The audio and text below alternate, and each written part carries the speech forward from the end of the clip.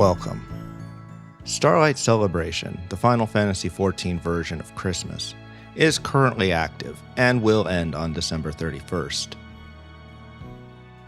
All you really need to do to participate is get any class up to level 15. You will need to get to Gridania as well as Ul'dah, so you may want to get up to the MSQ quest, The Call of the Sea, when you will have unlocked airship travel to the 3 starting cities. So get to Gridania and take the Ethernet to Maketo's Amphitheater. Just outside the amphitheater, you can find the Starlight Supplier. The illuminated topiary chocobo is this year's housing item. This outdoor item can be used in your yard if you have a house, or at your island sanctuary. This is the same as the topiary chocobo, which is craftable by alchemists, except it has lights all over it. The lights stay on night and day. Note that if you want more than one at your house, you need to purchase more than one, but at the island sanctuary you just need one island prism to register it, then you can place as many as you like, up to a limit.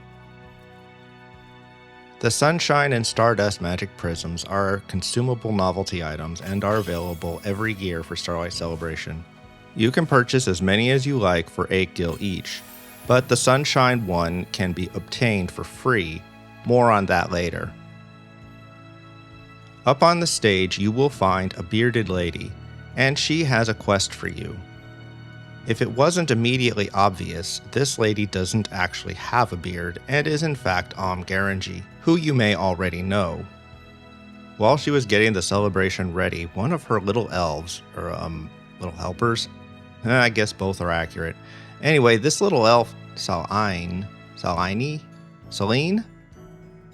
spotted a young man who is not having a jolly old time, but since can't mind her own business, but doesn't want to stick out her own neck, she press gangs you into finding out what is troubling the young lad. But first you have to find him, which means asking 3 people around town. Fortunately for us, all 3 of the people that have the information we need are somewhere in the orange circle of convenience. We find out the boy's name is Timmy, or Tenny, that he recently moved from Ul'dah, that he may be depressed, and that he went into the Great Loam Growery. After telling Celine, you can take the Ethernet to the Botanist Guild, and you will be right where you need to be. This year, everyone decided to have their drama conveniently close to Ethernet crystals. Yay. Anyways, turns out Timmy is missing 3 friends he left in Ul'dah, and you get 3 ideas to choose from. Honestly, I don't see a problem with any of these. Yep, this is one of those where you have to pick until you get the right one, but at least you get a response each time.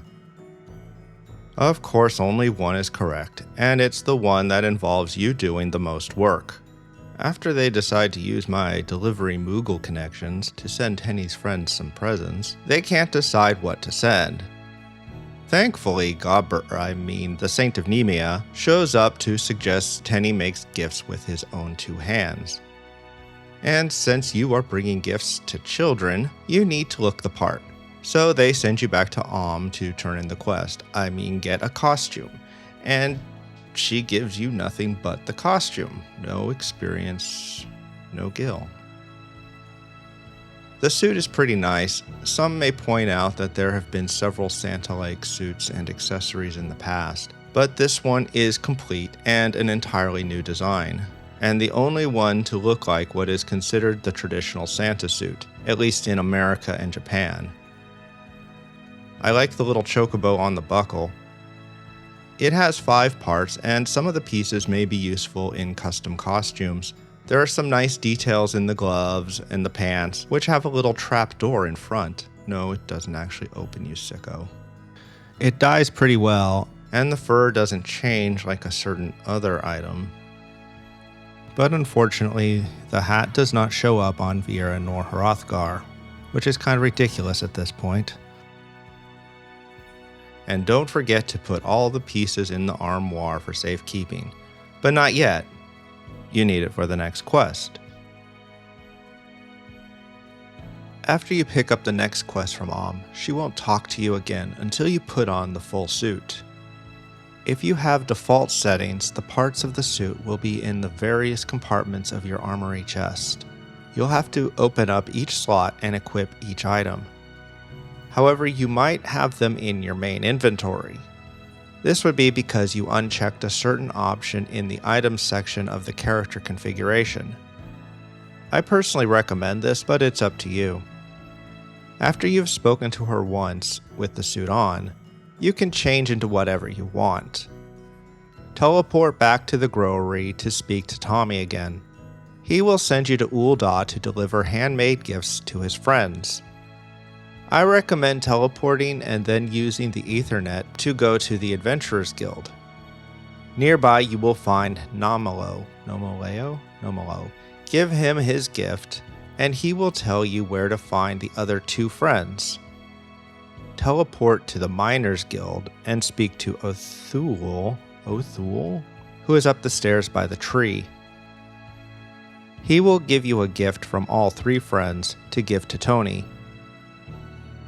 Next, take the Ethernet to the Gladiators Guild and head toward the Gold Court to find Larkin and give him his gift. After speaking to him, you can teleport back to Gridania. Then again, take the Ethernet to the Botanist Guild to give Terry his gift. Then use the Ethernet to go to Maketo's amphitheater to turn in with She shares something she read on Wikipedia about handmade bracelets, and Tiny Tim is glad he was able to keep in touch with his old friends. But along the way, he also made new friends. And everyone has a a happy Starlight celebration. Turning in, you finally get some gil and experience, and also an achievement. After you complete the second quest, a repeatable quest becomes available. You just need to interact with the destination and select which gift you would like to hand out. I've seen up to 6 options depending on how far you are in the MSQ. Completing the quest, you receive 10 Sunshine Magic Prisms. I can't complain much about this event. It's nice that the questline takes you to another city for a good reason. I like that the main reward is important to the story, and it's a nice touch that it is named Unorthodox, which is a clever nod to the fact that though it might look traditional in the real world, it's quite different from what is worn by the Saint of Nemea in-game. There's only one dialogue choice, but at least each option has a unique response, which is often lacking. Anyways, thank you for watching. Have a very Merry Christmas and a Happy New Year. Goodbye.